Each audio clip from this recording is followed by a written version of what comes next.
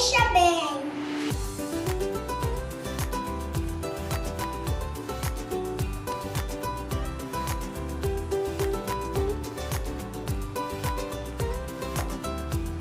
Coloque na forma untada. Mamãe, o que é untada? Deixa descansar por 30 minutinhos com um paninho.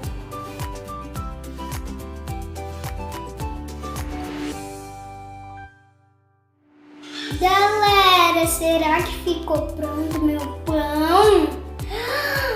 Olha isso!